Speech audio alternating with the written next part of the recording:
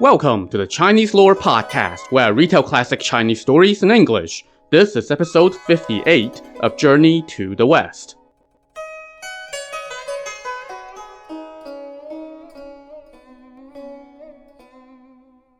Last time, the pilgrims arrived in the Kingdom of Women, a place that had never seen a man but apparently wished for nothing more than a man to come and rule them all, at least judging by the reaction of their queen. When she heard that a monk who was the imperial brother of the Tang Emperor had arrived in her land, her first thought was, hey, I should marry him, let him take over my kingdom, and sire tons of sons and grandsons so there will always be a man to rule this land. Sigh.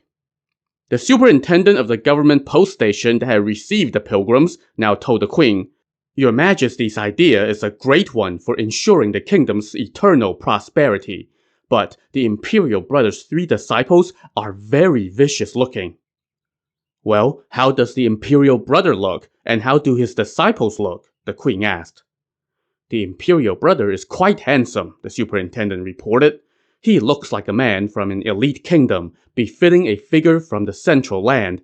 But his 3 disciples look vicious and ugly, like demons. Well, in that case, let his disciples take the passport and go to the west on his behalf, the queen said. Just have the imperial brother stay. Won't that do? All her officials agreed that this was a fabulous idea, but they reminded her, when it comes to marriage, you must have a matchmaker. As the old saying goes, matches are made by fate, signaled by the red leaves. Husbands and wives are bound by the moon elder's red cord. The queen agreed, so she designated the grand preceptor as the matchmaker and the superintendent of the post station as the master of ceremonies, and she sent the 2 of them back to the station to propose marriage to Sanzang. Back at the station, the pilgrims were enjoying their meal when the attendants informed them that the superintendent had returned with the grand preceptor.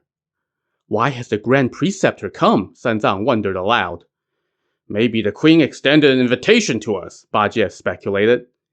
Either that or she's here to propose marriage, Wukong said. But Wukong, what should we do if they refuse to let us go and force us to marry them? Sanzang fretted. Master, just placate them, and I'll take care of the rest, Wukong told him. Soon, the 2 officials came in and kneeled to Sanzang, who quickly returned the gesture and said, I am but a monk. What virtue or talent do I possess to warrant this? The grand preceptor sized up Sanzang and saw that he was indeed quite handsome. She secretly rejoiced, thinking to herself, what good fortune for our kingdom. This man does qualify to be our queen's husband. The 2 officials now rose, stood to both sides of Sanzang, and told him, Your Highness, congratulations! I am but a monk. Why are you congratulating me? He asked. The grand preceptor bowed and explained, This is the Western Liang Kingdom of Women. We have never had a man in our kingdom. But today, your highness has graced us with your presence. I have come on my queen's command to propose marriage. Mercy, mercy, Sanzang exclaimed. I came to your honorable land without any children and only these 3 obstinate disciples. Whom are you proposing marriage for? The superintendent said, Just now, I went to court and reported your arrival. Her Majesty was extremely delighted. She had dreamed last night of a golden screen emanating brilliant colors and a jade mirror radiating light. When she heard that you were a man from an elite kingdom from the central lands, she was willing to use her entire kingdom as dowry and take you as her husband. You would rule this land. Her Majesty is willing to be your queen. So she appointed the grand preceptor to be the matchmaker and me to be the master of ceremonies to come propose this marriage. Sanzang did not answer and just lowered his head. The grand preceptor pressed him. A man must not miss an opportunity when he comes across it. There may be many marriage proposals in the world, but you would be hard-pressed to find one that comes with the wealth of an entire kingdom. Please consent quickly, so that we can report back. But Sanzang just remained silent. Meanwhile, Zhu Bajie pouted and stuck out his snout, calling out, Hey, Grand Preceptor, go tell your queen. My master is an Arhat who has long cultivated his ways. He would never desire your kingdom's wealth or her beauty. Tell her to hurry up and stamp the passport so that he can continue west. But I can stay and marry her. How about it?" The Grand Preceptor was so scared by that idea that she fell silent. The superintendent responded, "Even though you are a man, your appearance is too ugly for Her Majesty's taste." "Well, that's pretty harsh," but Ba Jie chuckled. "You need to be more flexible. As they say, coarse and fine willows all can be made into different things, and men of all appearances each have their own value." Sun Wukong laughed. "Hey, dum-dum, stop your nonsense. We must obey master's intentions. If we can go, then we go. If we need to stop, then we stop. We shouldn't interfere with the matchmaker's job." San Zhang now asked Wukong what he thought, and Wukong told him, "In my opinion, this is a good place for you. As the old saying goes, a marriage destined across 1,000 miles is bound together by a single thread. Where would you find a match as good as this?" "But if we stay here for the sake of wealth and comfort, then who will go to the west to fetch scriptures?" San Zhang lamented. "Won't I have failed the Tang Emperor then?" The Grand Preceptor cut in. "Your Highness, I dare not withhold this information. Her Majesty's intention is to only propose marriage to you, while your 3 disciples can receive your passport and go to the west and fetch scriptures once they have attended the wedding feast." "You're quite right," Wukong told her. "We won't make it difficult. We're willing to leave our master here to be your queen's husband. Hurry up and give us our passport so we can go west. Once we get the scriptures, we'll stop in on the way back to pay our respects and ask for some travel money for our return journey." The Grand Preceptor and Superintendent were ecstatic, and they bowed to Wukong to thank him for giving the okay. But Zhu Bajie told the Grand Preceptor, Hey, don't make any empty promises now. Since we have agreed, tell your queen to arrange a feast for us first and treat us to wine. How about it?" Yes, of course," the Grand Preceptor agreed. "I will arrange a feast right away." And so the 2 officials left in joyous spirits and went back to report the good news to the queen. As soon as they were gone, San Zhang grabbed Wukong and chided him. "You crazy monkey! You have ruined me! How can you say such a thing and tell me to stay here and get married while you all go west to see the Buddha? I would rather die than do that."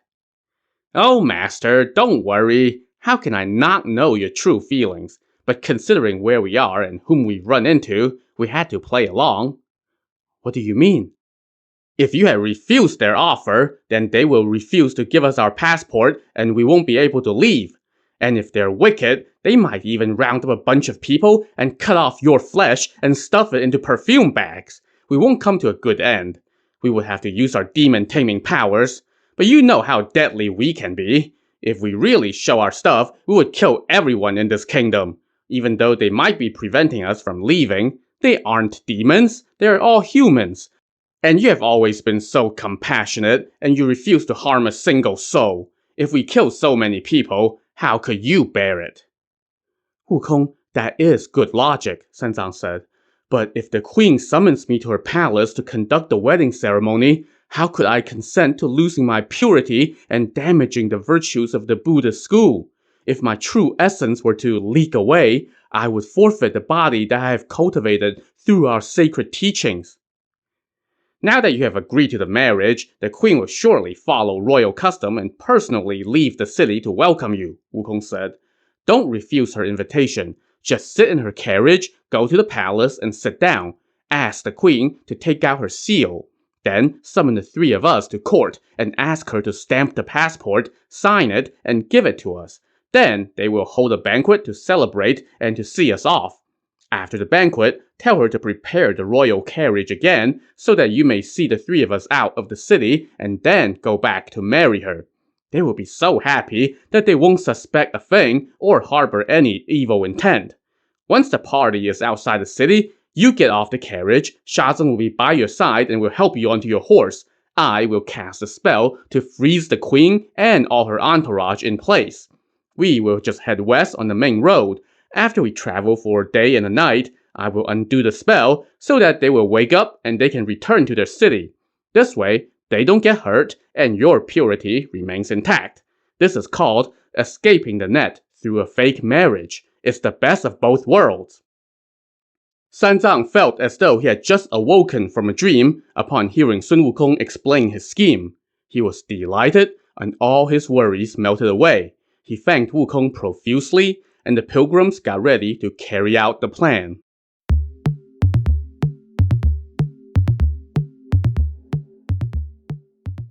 Meanwhile, the Grand Preceptor and the Superintendent returned to the palace and told the queen the good news. She was so thrilled that she got out of her throne, rejoiced, and asked for details. The Grand Preceptor told her, "We went to the post station to see His Highness and conveyed your proposal of marriage. He hesitated, but his senior disciple consented on his behalf, stating that they were willing to leave their master here to be your husband and our king, as long as we gave the 3 disciples the passport and let them head west to fetch scripture. He even said that when they return after their mission, they will stop in to pay their respects and to ask for travel money." The queen laughed and asked what Sanzang had to say about all this. "He said nothing, but he was willing to marry you," the Grand Preceptor said. "But his second disciple wanted a banquet first." The queen immediately commanded the Ministry of Banquets to do their job. Meanwhile, she prepared to personally leave the city to welcome her future husband. The officials snapped to and busied themselves with preparations. Soon, an impressive entourage marched out of the city and went to the post station. At the station, attendants informed Sanzang and company that the queen had arrived. The pilgrims quickly tidied up their clothes and went out to welcome her. The queen dismounted from her carriage and asked which one was the imperial brother of the Tang Emperor, and God, please don't let it be the pig-faced one. The Grand Preceptor pointed out Sanzang. The queen took a close look, saw his uncommonly handsome visage, and basically started to swoon.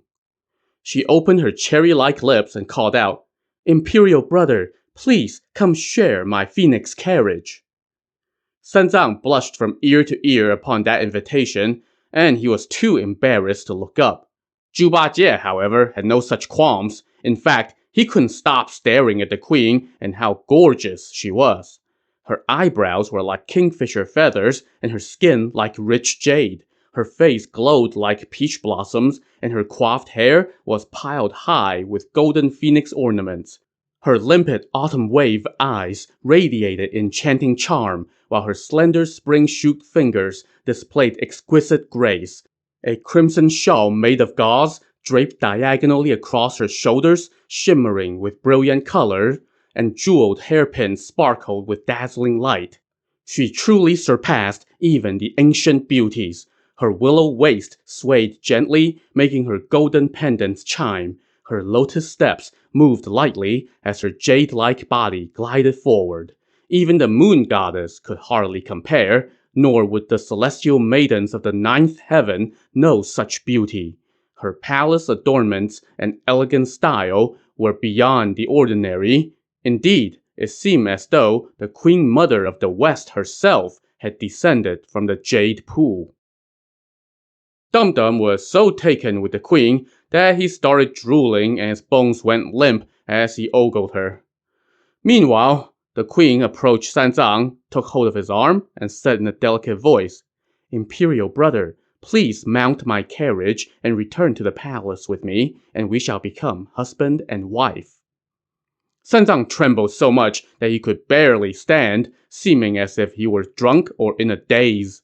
Sun Wukong, standing to one side, chimed in, "Master, don't stand too much on ceremonies. Please accompany the queen into the carriage. Let's hurry up and get the passport, so the rest of us can go get scriptures." Sanzang did not dare to respond. Wukong gave him a couple nudges toward the carriage, and Sanzang could not help but shed tears. "Oh, master, don't be worried," Wukong consoled him. "Think of all the wealth you're going to enjoy." Well, Sanzang had no choice but to follow his entreaties. He wiped away his tears, collected himself, and approached the carriage hand in hand with the queen. Watching them mount the carriage together, all the court officials' faces broke into huge grins. The entourage returned to the city, followed by the 3 disciples. Walking ahead, Zhu Bajie oohed and awed at the sight of the palace buildings and kept asking where the celebratory feast was. Some of the officials leading the way got so annoyed at his pestering that they informed the queen, "Your Highness, that long-snout big-ear monk keeps making a row about the wedding banquet." The queen sidled up to Sanzang and asked him in a low voice, "Imperial brother, which of your disciples is that long-snout big-ear one?" "Oh, that's my second disciple," Sanzang replied. "He has a huge appetite by nature and is always looking to satisfy his cravings. You must arrange some wine and food for him first, before we can proceed."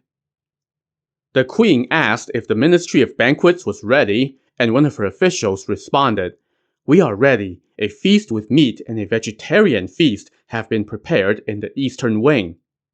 "Why 2 feasts?" the queen asked. "We prepared 2 just in case the imperial brother and his disciples are vegetarians," the official explained. The queen, pressing her cheek against Sanzang's, asked him, "Imperial brother, do you eat meat or vegetarian?" "We eat vegetarian, but have not completely given up wine yet," Sanzang said. "Please give my second disciple a few cups of weak wine." The Grand Preceptor now came over and said, "Please attend the feast in the East Wing. Today is an auspicious day, so we can perform the marriage ceremony. Tomorrow, we can ask His Highness to ascend his throne and begin his reign." The queen was delighted, so she held Sanzang's hand as they dismounted from the carriage and entered the gates to the east wing of the palace. They heard the harmonious sound of music and singing, and saw 2 rows of exquisite court ladies. In the center of the hall, 2 giant spreads had been laid out, 1 meat and 1 vegetarian. The queen, holding up a wine cup with her delicate fingers, invited the pilgrims to take their seats. Wukong said, "We're all vegetarians. Master, please sit down at the vegetarian feast on the left, and my brothers and I will sit beneath you." "Quite right," the Grand Preceptor said happily. "Master and disciples are like father and sons. You must not sit shoulder to shoulder." So the maids hurriedly rearranged the seating, and the queen invited the pilgrims to sit down one by one, offering each a cup of wine. Wukong threw Sanzang a look, signaling for him to return the gesture. So Sanzang got up, picked up a jade cup, and asked the queen to sit down as well. The rest of the court officials also took their seats, and the party commenced. Zhu Bajie started wolfing down everything in sight while chugging 5 or 6 cups of wine, all the while shouting, "Refill the cups! Bring me large wine goblets! Let's each drink a few more goblets and then go about our own business." "What business are you talking about, brother? Why not just enjoy this great feast?" Shazeng asked him. Bajie laughed and replied, "As the ancients said, the bow maker should stick to making bows, and the arrow maker should stick to making arrows. Right now, some of us are getting married, and some of us are going to get scriptures. Let's not delay for the sake of drinking. Hurry up and get our passports. As they say, a general doesn't get off his horse. Let's each gallop to our own destiny." Hearing this, the queen ordered the servants to bring out big goblets, which they promptly did and filled them to the brim. Everybody chugged a cup. Sanzang then got up, pressed his palms together, and said to the queen, "Your Majesty, thank you so much for the wine. We have had enough. Please go to the throne room, issue the travel papers, and send the 3 of them out of the city while it's still early in the day." The queen obliged him. Taking Sanzang by the hand, she concluded the feast and went to the throne room. There, she yielded the throne to Sanzang, but he declined, telling her, "Oh, this won't do. As the Grand Preceptor has said, tomorrow is the proper day for me to take the throne. Today, please give my disciples the passport and send them on their way." The queen agreed, so she sat back down on her throne and told her servants to set a golden chair next to her for Sanzang to sit in for now. She then asked the disciples to bring forth their passport. Sun Wukong told Shazeng to retrieve the passport from their bundle. He then presented it to the queen with both hands. The queen studied it and saw the stamps from the various kingdoms that the pilgrims had passed through on their journey. She examined it some more and then asked Sanzang with a smile, "Imperial brother, Your last name is Chen? My family name was Chen, and my Buddhist name was Xuanzang, he explained. Because the Tang Emperor honored me by claiming me as his imperial brother, he bestowed upon me the last name Tang. Why aren't your disciples' names on your passport? She asked. My 3 obstinate disciples are not citizens of the Tang Kingdom. Well, in that case, why were they willing to follow you on your journey? So Sanzang explained how he had collected each of the 3 disciples along the way and told the queen, the 3 of them had each violated the laws of heaven. The Bodhisattva Guanyin saved them from their suffering and guided them toward the right path so that they may atone for their offenses by protecting me on my journey west to fetch scriptures. Since I took them in during my journey, their names have not been added to the passport yet. How about I add them for you? The queen asked. I will obey your majesty's desire. So she picked up her ink brush and wrote the names of the 3 disciples on the passport. Then she took out her royal seal and stamped it. She then finished it off by signing the passport as well. All this done, she gave the passport back to the disciples. Wukong received it and told Sha Zeng to stash it in their luggage. The queen then had her servants bring out a tray of loose pieces of gold and silver. She got up from her throne and presented the tray to Sun Wukong, telling him, Take this for travel money. May you reach the west soon. When you return with scriptures, I will thank you handsomely. Oh, we're monks, Wukong said. We don't accept money. We must beg for everything on our journey. So the queen instead offered them 10 bolts of fine fabric so they could make some travel clothes for themselves. But Wukong declined these as well. She then told her servants, Bring 3 stones of rice so that they may cook a meal for themselves on the road. When he heard the word rice, Zhu Bajie hurriedly accepted it and packed it into the luggage. Hey, brother, Wukong teased him. That luggage looks pretty heavy now. Are you strong enough to carry it? Bajie laughed and replied, Oh, you don't understand. Rice is a commodity that gets used up day by day. This will be gone after 1 meal. As the disciples thanked the queen, Sanzang told her, May I trouble you to accompany me while I see the 3 of them off outside the city? I would like to leave them with some parting instructions for their journey. Then I will return and enjoy an eternity of prosperity with your majesty, without any lingering concerns. The queen was like, Wherever you want, honey bunny. So she instructed her entourage to set out once more. She and Sanzang rode in her carriage side by side and headed out through the west gate of the city.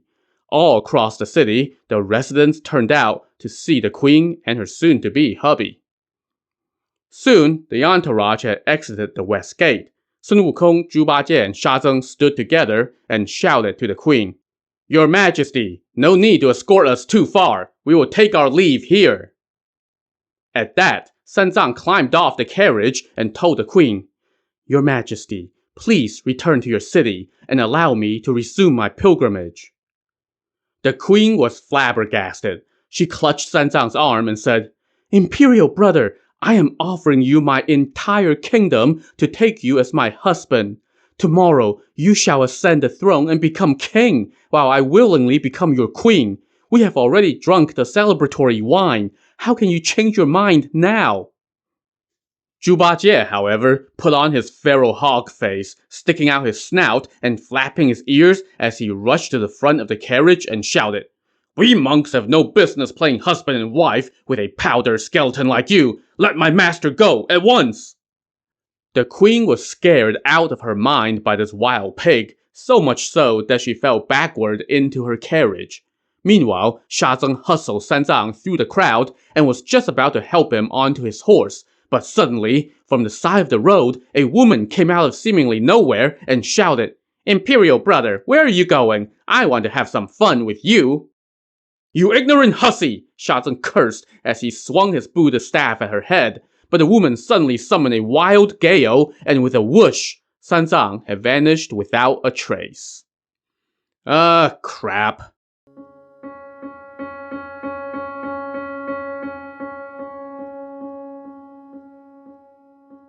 All this while, Sun Wukong and Zhu Bajie were preparing to cast a spell to freeze the queen and her officials, but then they heard the sound of the wind and a panic cry from Sha Zeng.